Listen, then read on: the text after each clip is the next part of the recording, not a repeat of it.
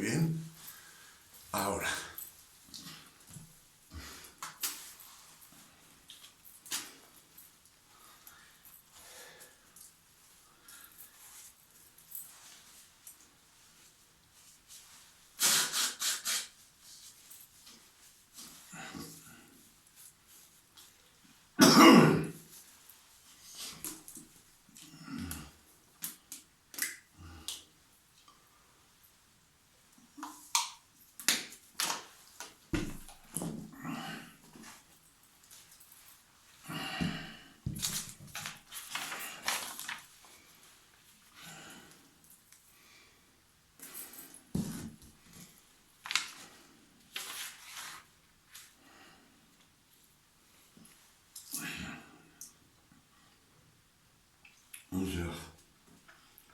Onze heures 40.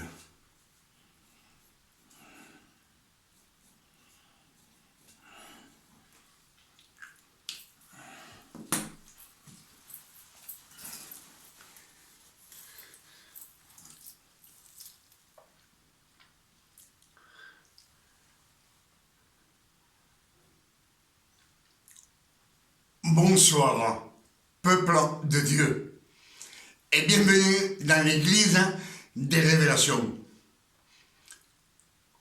Comme je vous le dis toujours, je suis heureux de voir que vous venez chaque jour prendre connaissance des nouvelles révélations que le Père éternel nous donne chaque jour dans cette année 2025. Dans cette année 2025, nous avons eu beaucoup de révélations, comme je vous ai dit dans le message d'hier.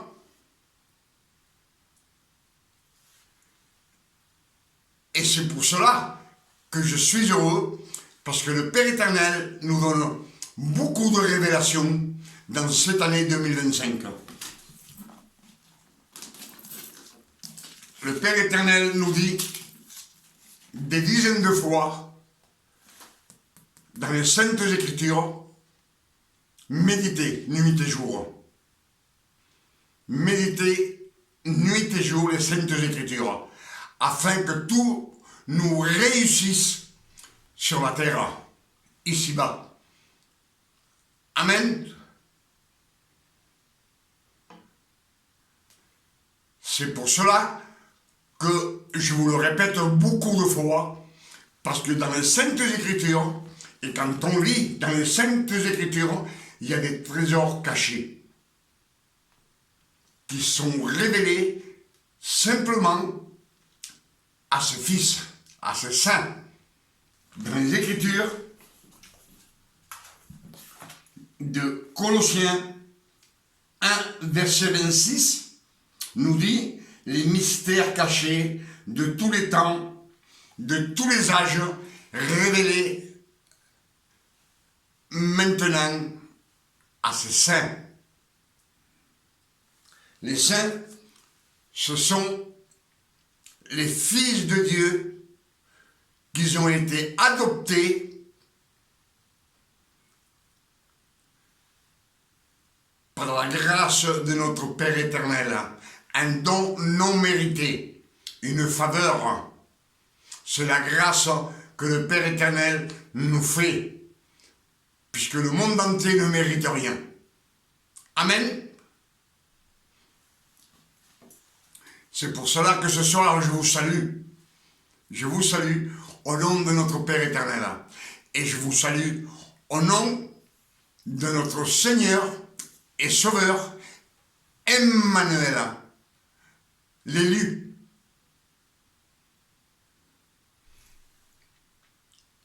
Dans les Écritures, en cherchant le vrai nom du fils de Marie, c'est Emmanuel. Emmanuel, Dieu parmi nous. L'élu que le Père a sélectionné, il l'a choisi. Amen.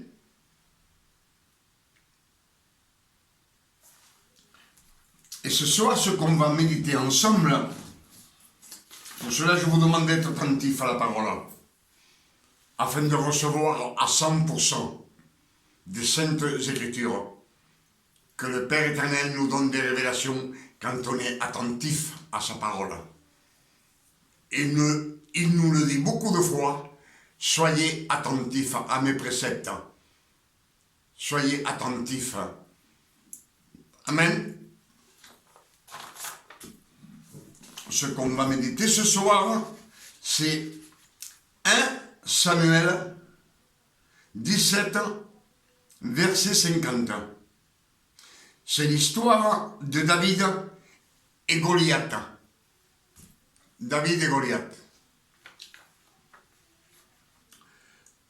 Le père de David, c'était Jessé Isaïe. Jessé Isaïe avait 8 fils. Dieu a choisi, entre ces 8 fils, il a choisi, c'est la sélection, il a sélectionné le plus jeune, David. Amen. On sait que le numéro 8, c'est 2 fois 4. Le numéro 4, sa signification, c'est que le Dieu Père éternel a choisi et a travaillé pour récupérer pour tout le monde, pour sa création. Amen.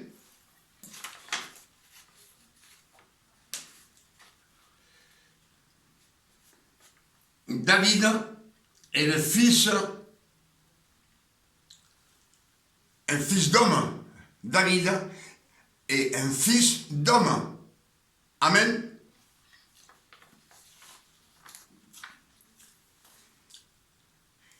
Et il a été choisi par le Père éternel. On sait que le Père éternel est omniscient. Il sait tout. Omnipotent et omniprésent. Cela veut dire qu'il peut tout faire, et c'est un propos que le Père éternel a choisi David pour tuer Goliath. Goliath est représenté comme un monstre, un géant.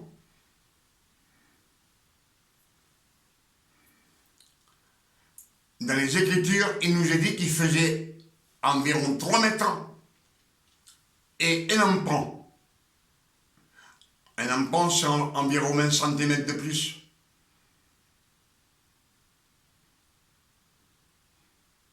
Amen.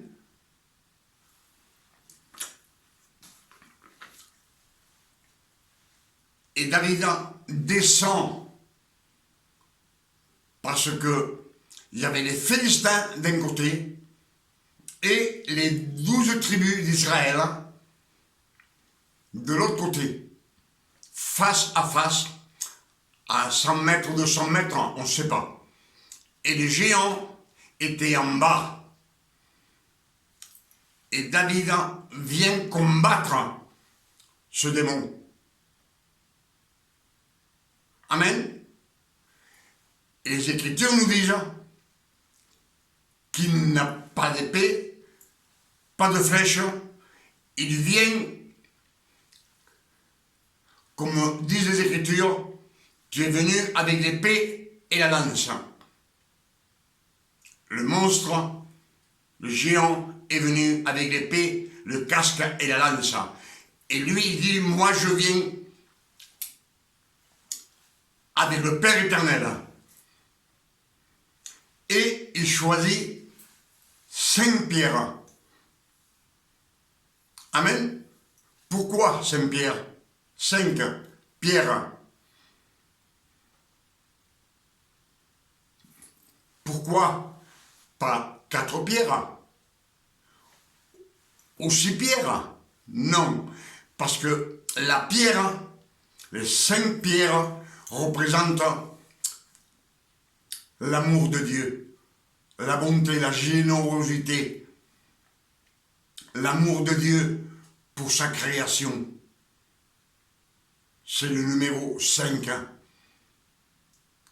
Et avec une seule pierre, avec sa fonde, il terrasse le géant. Amen. Donc, les Philistins, le nom de Philistin en hébreu veut dire poussière. Et dans les Écritures, dans la Genèse 3, verset 15, nous dit que Dieu lui dit à Satan, au serpent, tu mangeras de la poussière tous les jours de ta vie. Amen.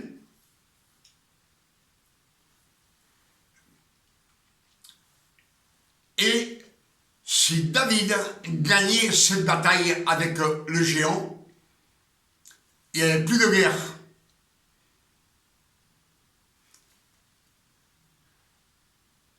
Les 12 tribus restaient en paix. Amen. Ils ne devaient plus combattre. C'est ce que nous disent les Écritures. Ils sont restés maîtres de la situation. Et alors,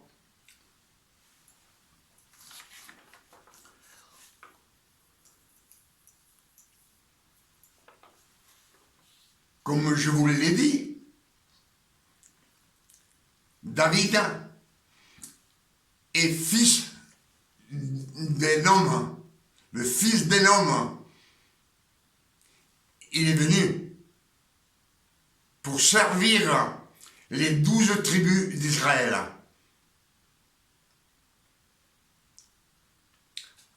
Afin qu'ils gagnent la bataille. Et comme nous disent les Écritures, que le Christ est venu avec sa sainteté pour vaincre Satan. Pas avec l'épée, pas avec le casque, ni la lance, ni les flèches. Il est venu avec sa sainteté et il a vaincu Satan sur la croix. Sur la croix de Golgotha, Satan a été vaincu. Amen. C'est les Écritures qui nous le disent.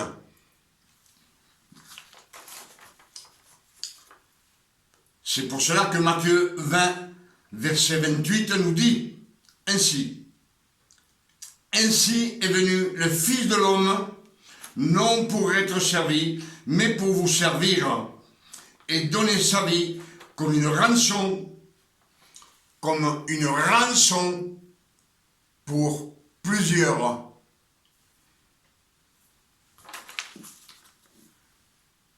Pour plusieurs. Cela veut dire pour les 12 tribus d'Israël. Les 12 tribus d'Israël, ils trouvent le repos, la tranquillité.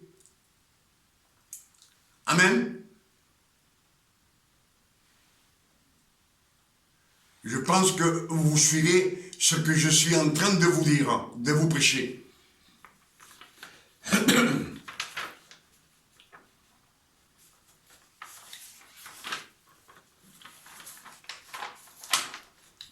Matthieu 11, verset 28, nous dit, c'est le Christ lui-même qui parle.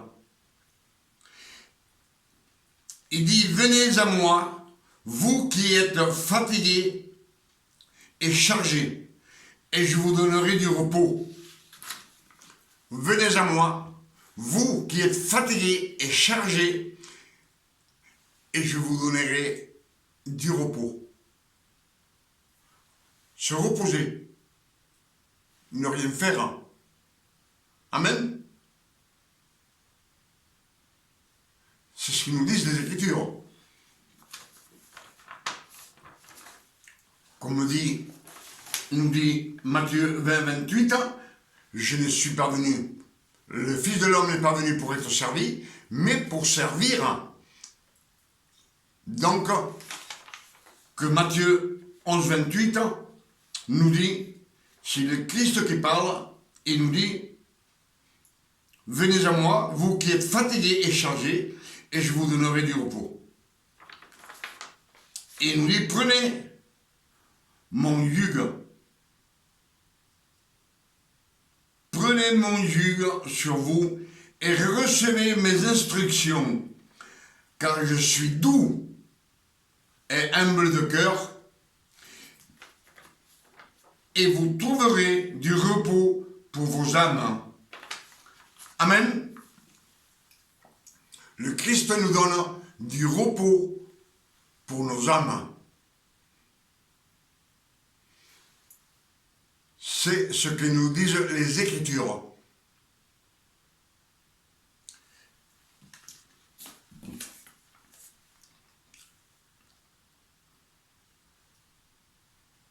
Timothée 4, verset 16 nous dit, veille sur toi-même. Sur toi-même. Veille. Fais attention. C'est ce que ça veut dire. Veille sur toi-même veut dire faire attention à toi-même, à ce que tu prêches, à ce que tu fais, à ce que tu parles, la manière de te tenir, la manière de t'habiller. Tu es un fils de Dieu, comme je vous le dis souvent dans les Écritures. Galates 5, verset 1 nous dit, le Christ nous a donné la liberté. Il nous a affranchis de la loi. Ne vous laissez plus mettre sous le yugue de la servitude. On est fils de Dieu. On n'est plus serviteur, on n'est plus disciple. On n'est plus ouvrier. On participe, on prêche la parole et les révélations que le Père éternel nous donne à ses fils. Il faut les prêcher au monde entier, afin que cette semence que le Père nous donne pour semer tombe dans les cœurs et le monde sache la vérité. Amen.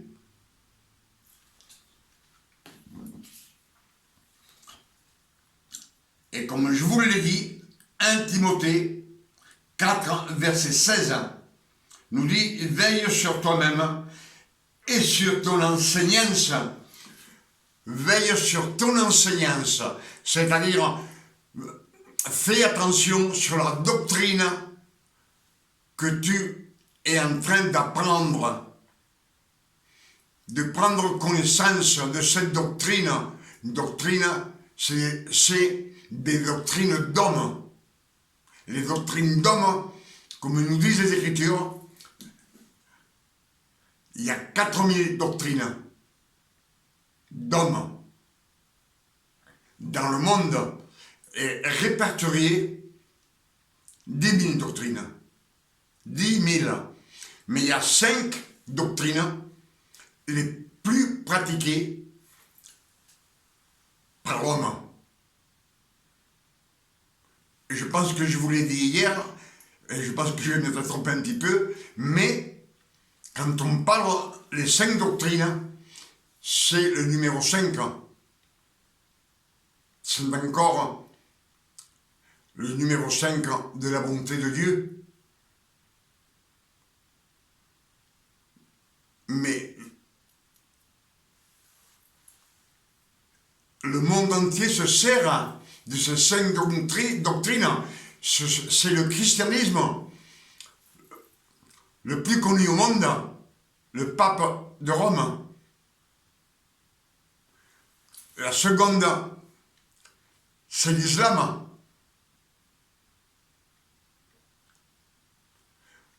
Le bouddhisme.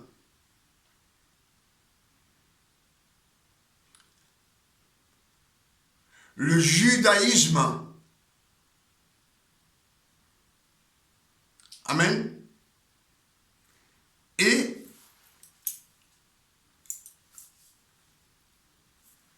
comme l'autre jour, le judaïsme, l'islam, comme je vous ai dit, les islamistes,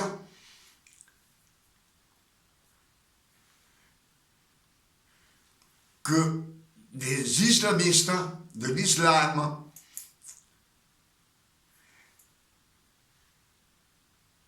et du judaïsme est né le catholique.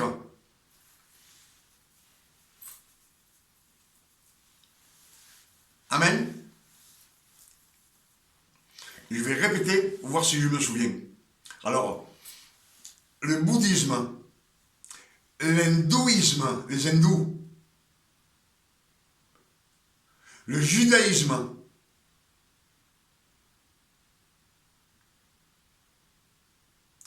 le christianisme,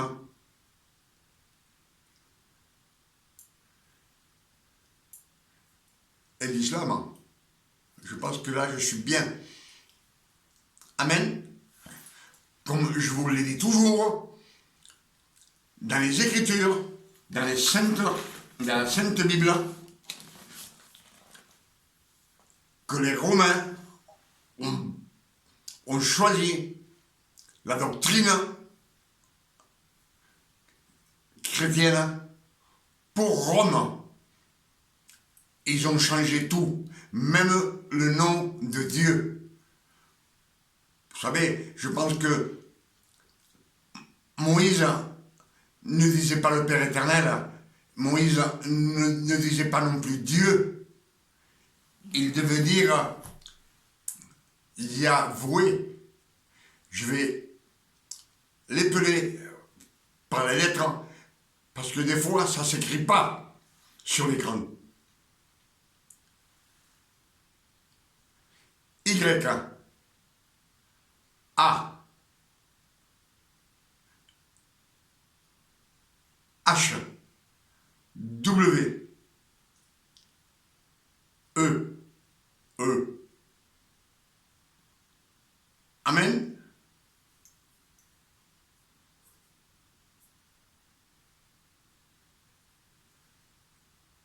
Yahweh. Tous ces noms hébreux ont été effacés et remplacés par des noms latins. Vous savez que dans la généalogie hébraïque, il n'y a aucun nom latin. Je le répète, toujours.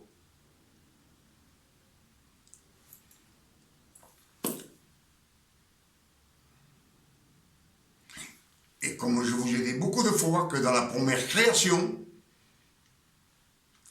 les animaux mangeaient que de l'herbe. L'homme et la femme mangeaient des fruits.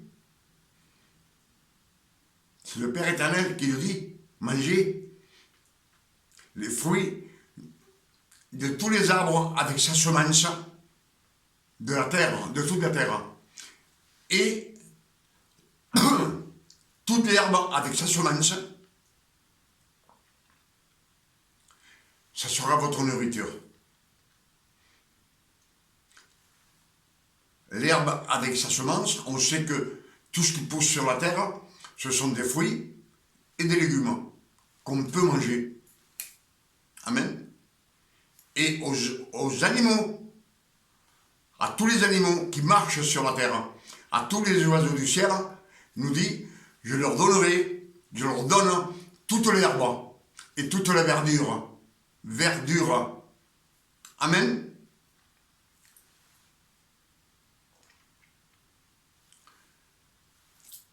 Et Genèse 9, verset 3.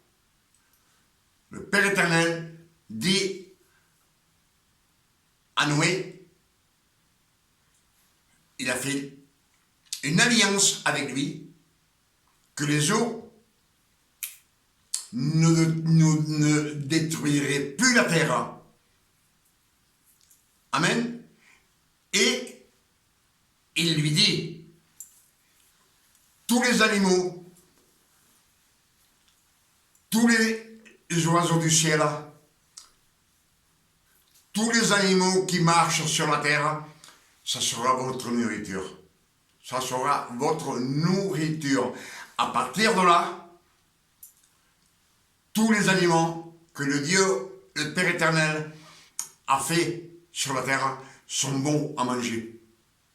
C'est ce qui nous disent les Écritures. Même si sous la loi, après, le porc est interdit. Amen. Et il y a beaucoup d'animaux qui sont interdits dans la loi. Mais avant cela, après le déluge, le Père éternel, comme je viens de vous le dire, dans la Genèse 9, verset 3, tous les animaux de la terre, tous les oiseaux du ciel, sera votre nourriture. Amen.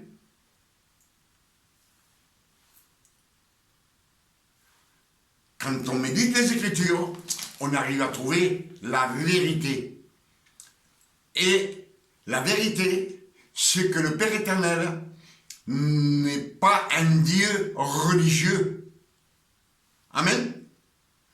Si je vous l'ai déjà dit plusieurs fois,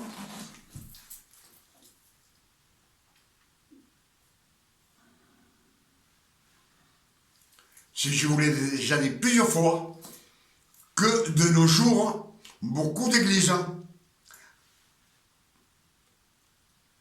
avant de nous donner le pain et le vin, la Sainte Seine,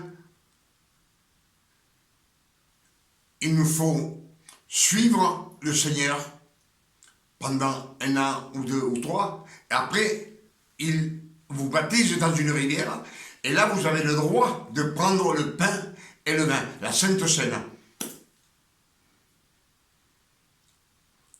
Et la Sainte Seine est donnée pour tout celui qui croit en Dieu. Ce n'est pas la peine d'être baptisé dans l'eau. Être baptisé dans l'eau, c'est religieux. Amen.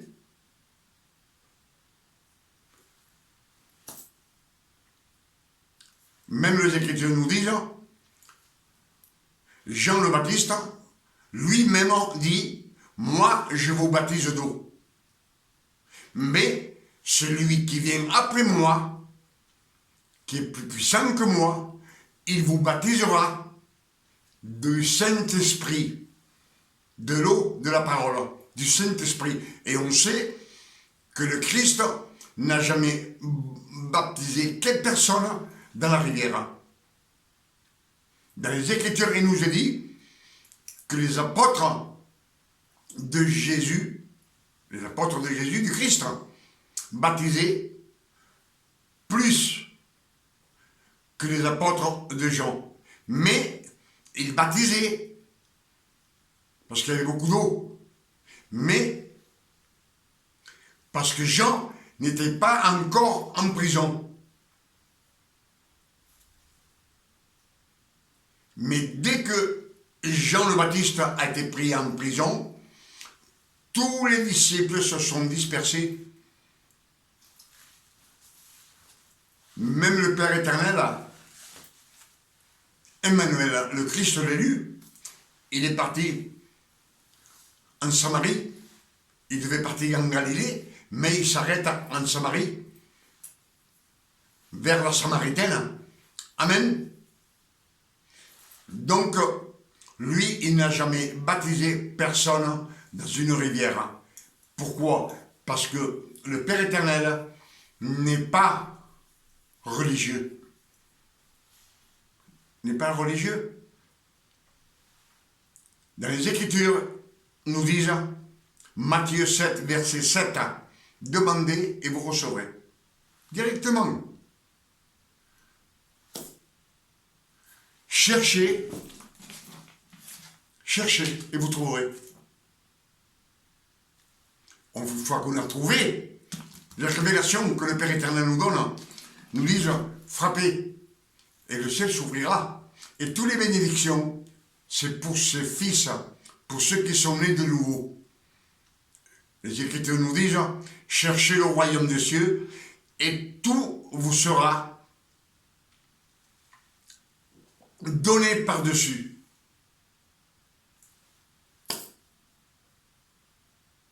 Amen. Donc, si on est religieux,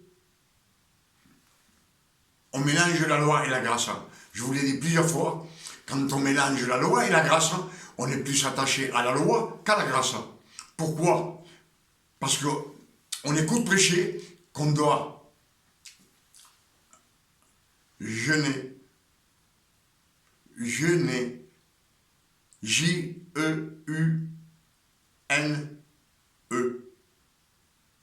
Je l'appelle parce que ça ne se marque pas, ça ne s'écrit pas sur l'écran. Alors si on reste 3 ou 4 jours sans manger pour demander quelque chose au Père éternel, c'est parce qu'il ne veut rien nous donner.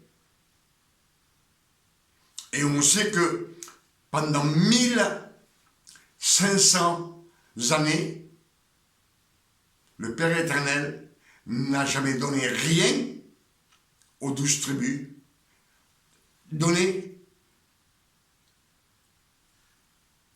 C'était donnant. C'est-à-dire, si tu veux quelque chose, fais un sacrifice.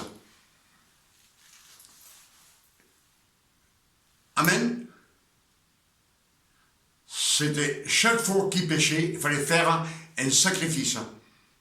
Une fois par an, on tuait un taureau roux.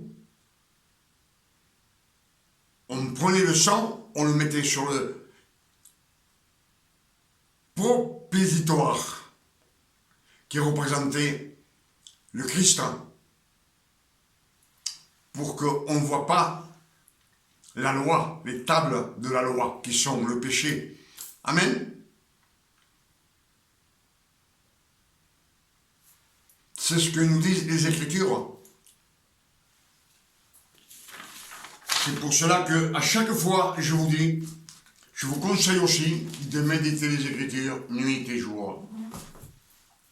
Avec ces quelques versets qu'on a médités ensemble et que vous avez écoutés comme moi, je pense que vous avez reçu l'intelligence que Dieu vous donne. Quand on n'a pas d'intelligence, on demande au Seigneur plus d'intelligence pour connaître le Père éternel et demander de la sagesse. La sagesse, c'est d'être correct. Quand on est correct avec tout le monde est content avec vous. Si vous n'êtes pas correct, vous allez avoir beaucoup d'ennemis. Amen. C'est pour cela que ce soir, dans cette année 2025, je dis au Père éternel, merci Père éternel, pour toutes ces révélations que tu nous as données ce soir, afin que nous puissions les prêcher au monde entier et que le monde entier sache la vérité. Amen. Que le nom du Père éternel soit béni, glorifié et sanctifié sur la terre, comme au ciel. Et nous attendons sa venue avec impatience. Nous voulons partir avec lui et vivre pour toute l'éternité dans les cieux célestes avec le Père éternel. Amen. Et je demande au Père éternel, au nom de notre Sauveur Emmanuel le Christ, que tous ces messages puissent vous éclairer et que vous marchiez dans la lumière du Père éternel. Amen. Toutes ces Écritures nous disent que la première création qui a été faite, les animaux mangeaient que de l'herbe. Tous les animaux qu'il y a sur la terre mangeaient de l'herbe, et tous les oiseaux du ciel mangeaient de l'herbe. Amen. Et l'homme et la femme mangeaient les fruits de tout arbre de la terre. Et toute l'herbe avait sa semence. On sait que tout ce qui pousse sur la terre, c'est des fruits et des légumes. Ils ne mangeaient pas de la viande. Ils ne mangeaient pas des oiseaux du ciel. Et eux-mêmes ne se mangeaient pas entre eux, parce qu'ils mangeaient tous de l'herbe. Amen. Et la seconde création, pourquoi je dis que c'est la seconde création? Parce que au commencement, Dieu créa les cieux et la terre, tout était parfait. Il a créé même les anges. Et les anges ont été créés dans la première création. Les dinosaures, les ptérodactyles, ces monstres qui pesaient des dizaines de tonnes. Amen.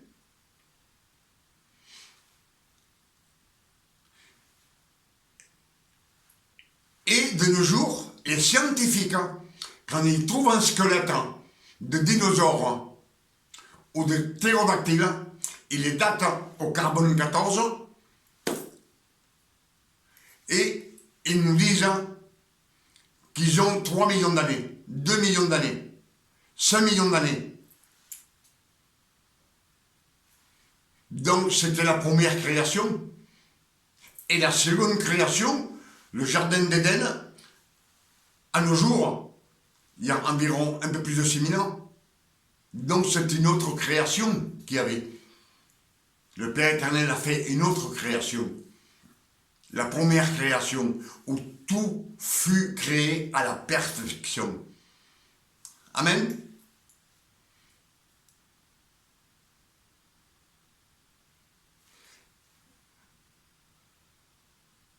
Sur ces paroles-là, je demande au Père éternel, au nom de notre Sauveur Emmanuel de Christ, qu'il nous donne une nuit de repos, de tranquillité, de paix, de santé, comme le Père éternel donne à ses fils, à ceux que le Père éternel a élus, comme il a élu David. Sur sa famille, ils étaient 8 frères, 8. Amen. C'est lui qui a été élu. C'est ce que nous dit Galates 4, verset 4. Il nous dit que le Père éternel, il a envoyé son Fils quand les temps furent accomplis, né d'une femme née sous la loi, afin qu'il rachète tous ceux qui sont sous la loi. Et que nous reçussions l'adoption de fils adoptés. Comme je vous l'ai dit toujours, quand on adopte quelque chose, c'est parce qu'on a choisi. Ça peut être n'importe quoi, même nous sur la terre. Si vous ne pouvez pas avoir d'enfant, que vous êtes stérile, ou votre femme est stérile, vous allez dans un orphelinat où il y a beaucoup d'orphelins. Et là, il y a des dizaines de petits-enfants. Si vous en choisissez un, c'est entre tous, et vous l'avez choisi, et vous l'élevez comme votre fils. Tout ce que vous avez, c'est pour votre fils. Parce que vous l'avez adopté pour l'adorer. Amen. Non parce qu'il le mérite, mais parce que vous avez choisi, vous lui avez fait un don non mérité. Un don non mérité, une faveur. Ce petit enfant n'avait pas de père et de mère. Et si vous l'avez adopté, maintenant il a un père et une mère. C'est vous qui l'élevez. Mais le Père éternel, il nous a choisis, il a sélectionné, et il nous a choisis comme ce fils. Il nous a adoptés. Amen. À demain, si le Père éternel nous le permet. Que Dieu vous bénisse et... Qu'est-ce que c'est ça? Excusez-moi, mais il y a quelque chose qui ne va pas. Je sais pas si c'est le... Je suis diabétique et je ne sais pas s'il est en train je suis en train de faire hypoglycémie. Comme je vous disais, sur ces quelques mots, je demande au Père éternel, au nom de notre Sauveur Emmanuel le Christ, qu'il nous donne une nuit de repos, de tranquillité, de paix, de santé, de bien-être, comme le Père éternel donne à ses fils, à ses élus. À demain, si le Père éternel nous le permet. Que Dieu vous bénisse et qu'il vous garde et qu'il vous donne beaucoup de révélations afin que vous soyez dans la lumière pour voir ce qui est écrit et que vous trouviez, comme nous disent les Écritures, Colossiens 1, verset 26, les mystères cachés de tous les temps et de tous les âges qui vous soient révélés. À vous aussi. Amen.